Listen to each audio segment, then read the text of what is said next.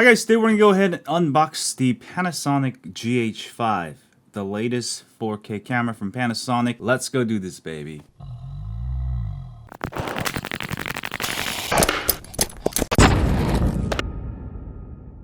Alright guys, as an owner of two GH4s, I was really excited when the GH5 came out. I didn't actually grab it till last week because I had bought so many cameras. But let's go ahead and unbox this bad boy. Boom shakalaka. There's a bunch of manuals. Alright, inside is the GH5 camera. Let's see what else is in the box. There's a strap. There's a battery, the same battery from GH4. There is a USB Type-C cable. I'm not sure what that is for. And of course, battery charger. And wow. And an HDMI protector. All right. I actually broke the HDMI port on my GH4. That's one of the things I can easily break. With an HDMI lock this, you will no longer do that. So that is really nice. That's all that's in the box. Alright guys, so this is the GH5. It's got a flip out screen just like the GH4. I've actually been guilty of playing with this for 3 days. I was so excited, I just skipped unboxing and been playing with the camera here. Alright, I also did get the Sigma 30mm for 4/3 camera. I actually have this lens for my Sony E-mount. I also have one for Canon mount. I really love it. It's a very versatile fast lens, f1.4. So I got this. Alright guys, pretty impressive camera. Not much has changed from its original design GH4. It's got a flip out screen that will literally get you any kind of angle you want, whether you want to record from the sideways. And I think just having that flip out screen is a huge plus, especially if you're recording yourself. It's gonna work out great. Alright, the biggest feature of this camera is that it can record in these super high def formats.